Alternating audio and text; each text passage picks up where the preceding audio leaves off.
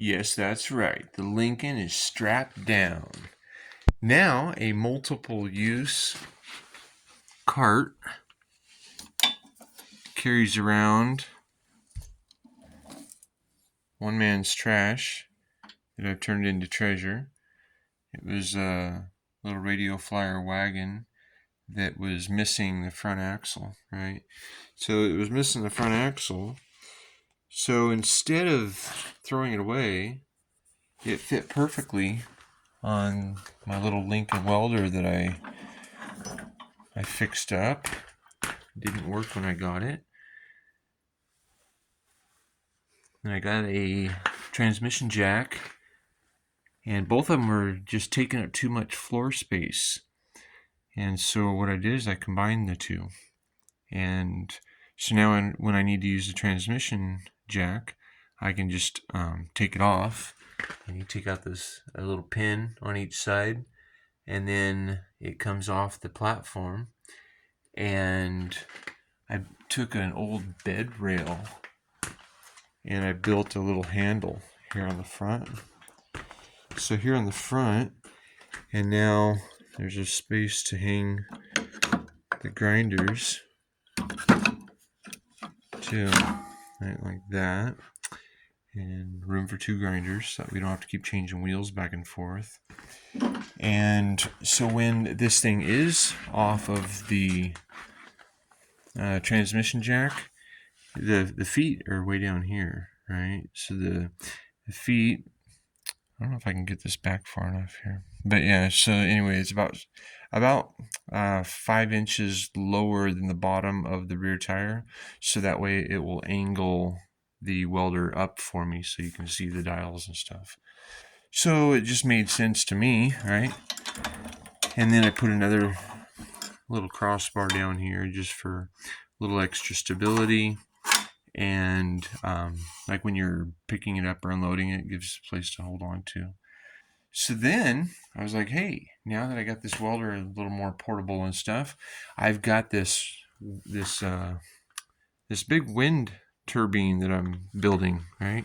And it's taking up room in my shop, and I'm having to walk around this big old stupid thing all the time. I'm getting tired of it.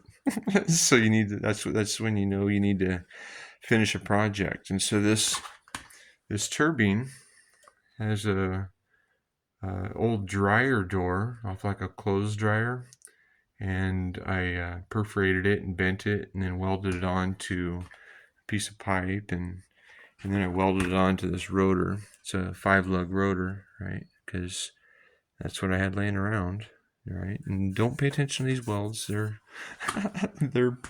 probably from a scratched lens. This is going to be the wind cover for the generator head. Because why invest in $300 or $400 when you can just buy it? You know, you can just build it right out of junkyard stuff, right? Because that's cool. That's what I think is cool. Anyway, this was some PVC pipe, right? This was, and until it got cut with a saw, right? And then, so because we have a 5-lug rotor up there holding the turbine together, we needed a 5-lug spindle, something that was going to allow it to follow the wind. So this is going to be nice, and it's got a hole right down through the middle. I don't know if you can actually see through it, but yeah. Anyway, right here down through the middle, there's a hole there. That's where we're going to be able to run the power line down through there. I'll just run a sleeve. And anyway, then I needed to build some angle iron to fit into the top of the tower. And so I still need to replace the pulley right there. But now this piece, let's see here. I hate trying to video record everything. It fits right in there. You're just going to have to trust me on that. And what the hell? We'll let you watch what we're doing here. we can get this set up to work in a way that works for everybody. I think that'll work. All right. So anyway, yeah. So cut a couple pieces of angle iron, and then we got these bolts, right, with a lock washer. And so we put a bolt in, we put a lock washer behind it, and then we put a nut on, right, because that's the way that works. And you don't go to tightening one of them right away, because that's just not the way it works very well. The best way to do that is to get all of your bolts in the holes. You know, for you guys that haven't built stuff before, you put all your bolts in the holes first, right? And then that way something isn't misaligned, and it gives you the chance to get everything just the way you want it, without having to loosen stuff back up, right? Because that's inefficient. So sometimes you gotta wiggle it just a little bit, and that's how you know you did a good job. Because if just any old thing will fit in there, you know, you might be a little bit too loose. And if it's too loose, then that can cause problems. All sorts of problems. So you want them nice and tight. You know, if it's loose, it's kind of almost like it's been worn out. And once things are worn out, that's when it's time to weld her up or throw it away, you know. So what we do with these is we tighten them, right? Because that is the right size for that. And then we got the adjustable size for this back side of it. And we got locking nuts on there because this thing's going to go through some vibration. You know, we get some pretty good winds out here. And so this is going to be, it's going to be a workhorse. That's what I'm looking forward to anyway.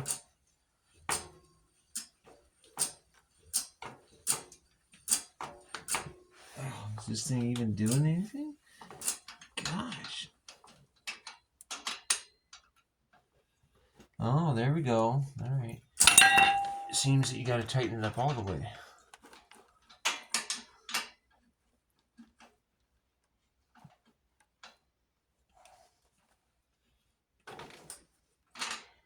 Even a little bit more than that sometimes. All right. And we're gonna snug these up pretty good. I mean, these are some pretty decent size bolts for the size, you know, for what we're doing with this. So this project,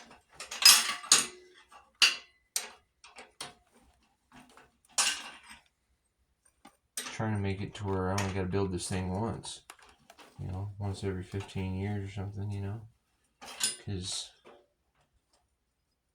I figure that's about how long this hub will last.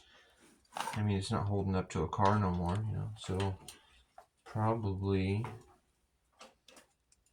my goodness.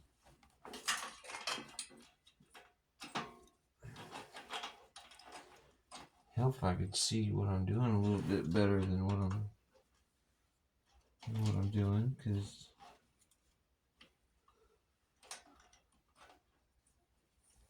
to be able to see is fantastic. There we go. And all that rust on them bolts, you know, I mean, that's good. That's just like thread locker. if we're gonna get it even tight enough on there. I should have chased these bolts. This is all junkyard stuff that I'm putting together here. I mean, I have not bought any. I don't think I bought any of these parts from like a hardware store yet. Oh boy, that's a good one. All right. Well, we're just gonna leave that like that right now, and we're just gonna jump over to the other ones. Because if we do get the other ones tight, that means that when we do take that one back out, so that way we can chase the threads on it, and so that way we can use all. Am I blocking you? Then we can use all them threads and get it to where it's actually a good deal for us. All right. I don't know why I'm saying us. I don't have a mouse in my pocket, and you don't give a shit that my electric bill is going to go way down, because why is it that we can plug anything we want into the electricity if we're using it, but yet we're not ever, well, or I haven't been in the past, creating the power, you know, and do a little bit of everything, you know, do a little solar panels, do a little wind, do a little, you know, hydrogen powered generators, and, you know, maybe we can capture some energy from the radio and television frequencies. You know, I mean, Nikola Tesla, he was talking that everything is frequency. Everything is frequency. You got to pay attention to that, and that's how we can step into a better world. You know, right now we got this world that's a little crazy, but I don't know, if we trust in the process, and we just, wow, that is a crazy bolt. Alright, so you're not going to get to watch that, but I'm going to go find me a new bolt here and finish mounting up our hub assembly.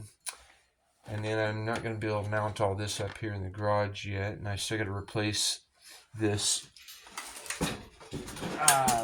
this pulley right here.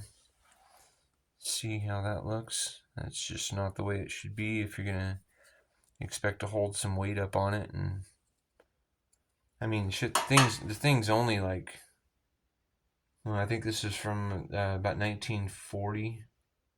So, I mean, we're only talking 80 years old, so I guess it's about time to replace a pulley on it. And then there's 3 sections to this tower, and each of these sections is about 9 feet. And so, with the overlap for stability, I think that this tower is going to go up about 25 feet. And 25 feet, putting a 6-foot diameter turbine up in the air right above the feature that I created on the landscape on the property to divert the air, to divert the wind. It should be working pretty good. And then I've got a horizontal axis wind turbine kind of planned out for another portion of the property too. So that should be a big, huge rotating mass, about 20 feet long, and about 6 feet, almost 7 feet diameter. So that should really catch some wind and make some energy.